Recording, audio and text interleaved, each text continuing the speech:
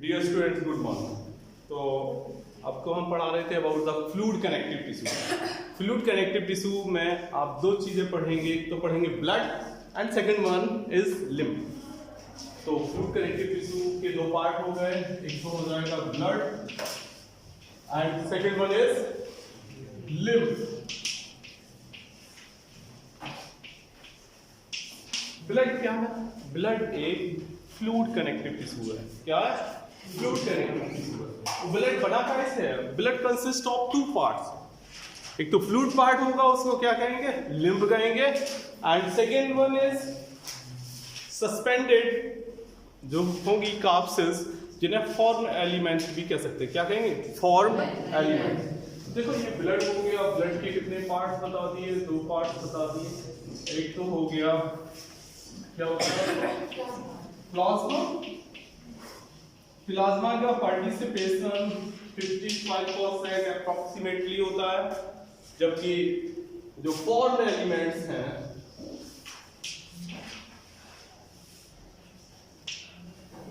वो कितने होंगे? रेस्ट ऑफ 45% होंगे। कितने होंगे? Rest of 45। अब फॉर्म एलिमेंट्स की बात करें तो फॉर्म एलिमेंट्स में तीन आएंगे। एक तो एरिथ्रोसाइट आएंगी, एक ल्यूकोसाइट आएगी और एक होंगी ब्लड प्लेटलेट्स। यहां देखो हम लिखे दे रहे हैं जो फॉर्म एलिमेंट्स को। देखो यहां फॉर्म एलिमेंट्स में सबसे पहले क्या हो जाएगी? RBCs, that is red blood corpses और erythrocyte. WBCs, that is white blood corpuscles or leukocytes. WBCs. And finally, blood platelets or thrombocytes. Blood platelets or thrombocytes. तो इतने तीन तरीके की कार्पसेस से क्या बनते हैं? फॉर्म्ड एलिमेंट्स बोलेंगे। अगर इसको देखें प्लाज्मा को, तो प्लाज्मा कैसा है? प्लाज्मा स्ट्रॉ येलो कलर का फ्लूइड होता है, जिसमें ये जो फॉर्म्ड एलिमेंट्स हैं वो सस्पेंडेड रहते हैं। और इसके अलावा उसमें एंटीबॉडीज भी होंगे, बहुत सारे जो केमिकल सब्सटेंसेस भी प्रेजेंट रहते हैं इनसाइड द प्लाज्मा। दूसरी तरफ बात करें आरबीसी की, तो आरबीसी जो है जिन्हें रेड ब्लड कॉर्पसेस कहा है, जैसे suppose this is the RBC. RBC के अंदर क्या होगा? एक रेस्पिरेटरी पिगमेंट प्रेजेंट होता है। इस रेस्पिरेटरी पिगमेंट को हम बोलते हैं हीमोग्लोबिन। ब्लड में क्या होता है? आपने देखा होगा ब्लड कैसा होता है? रेड कलर का होता है। क्यों होता है? Due to presence of haemoglobin. और हीमोग्लोबिन क्या है? Haemoglobin is an respiratory pigment. जो हम जैसे हम लोगों को जरूरत है ऑक्सीजन की, तो ये हीमोग्लोबिन के साथ जब ऑक्सीजन जुड़ जाएगी तो अल्टीमेटली बनता है HbO2, जिसको कहते हैं हम ऑक्सी हीमोग्लोबिन। ये ऑक्सी हीमोग्लोबिन क्या होगी? जैसे ये सपोज ये सेल है, सेल के अंदर ये पहुंच गई, क्या पहुंच गई? ऑक्सीजन अंदर पहुंच गई और Hb बाहर रह गया, फिर वो अगले ऑक्सीजन से मिलेगा। इस तरीके से काम चलता रहता है। तो ऑक्सीजन कैरियर भी बोलते हैं। हीमोग्लोबिन क्या है? Oxygen carrier. लाइफ स्पान भी हमने उस दिन बताया था, नंबर बहुत ज्यादा होती है, 4.5 तक बताई थी हमने, मिलियन तक होती है इनकी। ठीक है, और क्या बताया था उस दिन? काफी टॉपिक्स हमने क्लियर किए थे इससे रिलेटेड, आरबीसी से रिलेटेड। WBC का आ जाओ। WBC को ल्यूकोसाइट्स या व्हाइट ब्लड कॉर्पसेस कहते हैं। ठीक है, और इनमें ये नॉन न्यूक्लिएटेड होती है। हमने ये बताया कैसे होती है? Non nucleated means there is no nucleus present in the RBC. Mammals की आरबीसी बात करें, मैमेलियन आरबीसी में क्या नहीं होता है? न्यूक्लियस नहीं होता। तो एक्सेप्शन भी है, कैमल लिखा है, कैमल की आरबीसी में न्यूक्लियस होता है। अगर आपसे कोई कहे कि कोई ऐसा मैमल बताओ जिसकी आरबीसी में न्यूक्लियस होता हो, तो द आंसर विल भी क्या होगा? ध्यान रखना, कैमल याद रखना। ठीक है, लाइफ स्पान इसका 120 डेज बताया था, ध्यान होगा, 120 डेज बताया था। वो इनका लाइफ स्पान 4 to 5 डेज बहुत कम होता है कंपैरिजन में। नंबर भी मैक्सिमम 12,000 होती है। हमने ये भी बताया था कि किसी भी पर्सन के अंदर अगर WBC की जो नंबर है वो इंक्रीज कर रही है तो ये कहीं ना कहीं किसका इंडिकेशन है, ये इंडिकेशन है उसके अंदर कोई इन्फेक्शन हो रहा है, क्योंकि इनका काम इम्यूनिटी के लिए है, ये इम्यूनिटी प्रोवाइड करती है बॉडी। WBC के हमने पार्ट्स बता दिए थे। हमने बताया था WBC जो है वो दो तरीके की होंगी। इस WBC को ऊपर ले जा रहे हैं, ठीक है, यहाँ आदि पर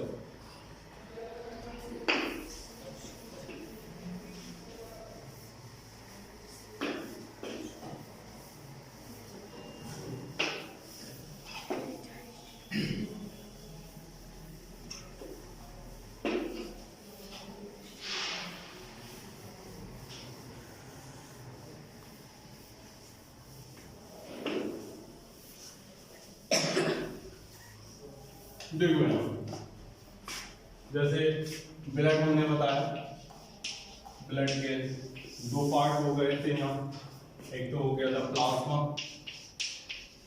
देन क्या बता दिया था यहाँ फॉर्म एलिमेंट्स हो जाएंगे, ठीक है। अब ये जो फॉर्म एलिमेंट्स हैं उसमें हमने 3 बताए थे, इसको क्या कर लो, इसको हो जाएगा एरिथ्रोसाइट्स। एरिथ्रोसाइट्स के लिए हमने नाम दिया था RBCs, that is red blood corpses. यहाँ देखो WBCs के लिए व्हाइट ब्लड कॉर्पसेस और ल्यूकोसाइट नाम दे दिया था। यहाँ देखो ये लास्ट वन इज ब्लड का प्लेटलेट्स हो जाएंगी, क्या हो जाएंगी, ब्लड,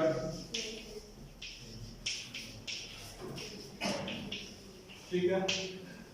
अब ये बता रहे थे आपको, क्या बता रहे थे, WBC होती है वो 2 टाइप की होगी। एक तो हो जाएगी ग्रेनुलोसाइट्स, बताया था उस दिन, ग्रेनुलोसाइट्स, और दूसरी जो होंगी उनको कहेंगे ए ग्रेनुलोसाइट। देखो कैसी होगी, एक तो हो गई ग्रेनुलोसाइट्स, यहां लिख दोगे क्या, ए ग्रेनुलोसाइट्स। सबको ग्रेनुलोसाइट्स क्यों कहते हैं, क्योंकि उनके अंदर अगर ग्रेन्यूल्स प्रेजेंट हैं, क्या है, ग्रेन्यूल्स प्रेजेंट हैं तो बोलेंगे ग्रेनुलोसाइट्स। अगर जैसे कोई WBC है लेकिन उसमें ग्रेन्यूल्स नहीं है तो क्या बोला जाएगा, ए ग्रेनुलोसाइट। समझ में आ गया। अब ग्रेनुलोसाइट्स हमने बताई थी 3 तरीके की होती हैं, कौन कौन सी होती हैं, देखो ये 3 तरीके की हैं। एक तो बैसोफिल है, क्या हो जाता है, बैसोफिल्स, इस्नोफिल्स, लास्ट वन क्या है, न्यूट्रोफिल्स।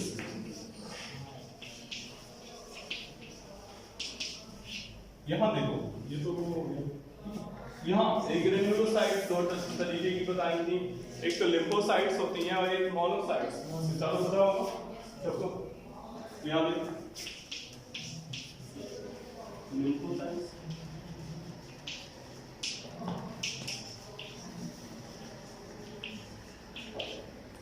अब 1 बाय 1 सबके बारे में समझने की कोशिश करो। बैसोफिल को बैसोफिल इसलिए कहते हैं, बैसो मीन्स होता है बेसिक, कोई बेसिक स्टेन से ये अगर कलर्ड हो रही हैं, ऐसे अगर जैसे कोई बेसिक स्टेन डाला गया, इनको स्टेन का मतलब जान तो कलर, तो क्या होगा, ये अगर ये कलर्ड हो रही हैं तो इनका ये क्या है, उनको अट्रैक्ट कर रही हैं, तो ऐसे को कहेंगे बैसोफिल। ये स्नोफिल देखो, तो स्नोफिल जो है ये ईओसिन से बना है। स्नोफिल, ईओसिन एक स्टेन होती है, डाई कह सकते हैं, उसके थ्रू इन्हें कलर्ड किया जाता है। अगर ऐसी WBC जो ईओसिन से कलर्ड हो रही हैं तो उनको क्या नाम दे देंगे, स्नोफिल। इसनोफिल के बारे में हमने एक चीज आपको बताई थी बहुत इंपॉर्टेंट कि इनकी परसेंटेज 0 to 3% होती है। ब्लड में कितना होगा? आइदर दे नील, कैसे होंगे? नील। या मैक्सिमम परसेंटेज कितनी होगी? 3%। ज्यादा हो जाएगी तो क्या होगा? इसनोफिलिया हो जाता है, एक बीमारी जिसमें क्या होता है, जिसमें रनी नोज वगैरह, नीजिंग वगैरह होती है, छींके आना, ये सब हो जाता है। जस्ट लाइक फ्लू जैसा कुछ बनता है। तो कौन को होता है जिनका इसनोफिल 20 या 15 या 16 ऐसे कुछ होता है, तो उनको एक बीमारी हो जाती है जिसे कहते हैं इसनोफिलिया। इसनोफिलिया का मतलब क्या हुआ? Increase number of eosinophil. Eosinophil की नंबर का नॉर्मल वैल्यू से इंक्रीज कर जाने की को क्या कहेंगे हम? इसनोफिलिया। ठीक। न्यूट्रोफिल्स की बात करें तो न्यूट्रो बनाए न्यूट्रल से, ना तो वो एसिडिक या बेसिक किसी से भी अगर कन्वर्ट नहीं होंगी तो उनको क्या कहेंगे हम? क्या कहेंगे? उनको न्यूट्रोफिल्स कहेंगे। और ये ग्रेन्युलोसाइट्स में एक हो जाएंगी कौन सी? लिम्फोसाइट्स हो जाएंगी और ये मोनोसाइट हो जाएंगे। ये सब की सब कहीं ना कहीं रेस्पॉन्सिबल हैं काय के लिए? For our immunity. हमारा जो इम्यून सिस्टम है उसमें WBCs का बहुत बड़ा रोल होता है। अब अगर बात करें फंक्शन ब्लड की, क्योंकि ब्लड को लेकर चल रहे थे ना, ब्लड के पार्ट। अच्छा, एक चीज यहाँ रह गई, ब्लड प्लेटलेट्स की बात करते हैं। अगर जैसे कोई हेल्दी पर्सन है तो कम से कम 1.5 लाख से लेकर 4 लाख तक इनकी नॉर्मल रेंज है। अगर लेस देन हो रहा है 1.5, तो ये अगर किसी की 80,000 या 70 या 60 हो गई तो इसका मतलब उसे डेंगू है। और आपको पता है कि प्लेटलेट्स का काम है ब्लड क्लॉटिंग में मदद करना। क्लॉटिंग के लिए यही जिम्मेदार है। अगर प्लेटलेट्स की नंबर बहुत ज़्यादा डिक्रीज करेगी तो क्या होगा? इंटरनल और एक्सटर्नल हेमरेज होगा। मींस नाक मुंह कहीं से भी खून आना शुरू हो जाएगा। इसलिए इसको इनकी नंबर को इससे कम होने देना कहीं ना कहीं हमारे लाइफ और हेल्थ के लिए बहुत ज़्यादा खतरनाक है। ठीक है, तो ये प्लेटलेट्स हो गई। बात करेंगे फंक्शंस ऑफ ब्लड की। तो ब्लड के बहुत सारे फंक्शंस हैं। जैसे पहला फंक्शन अगर हम बात करें तो क्या है? ये रेस्पायरेशन में मदद करता है। मतलब जो कार्बन डाइऑक्साइड है और ऑक्सीजन है उसके ट्रांसपोर्ट में, मतलब गैसियस एक्सचेंज। क्या बोलेंगे आप? देखो यार,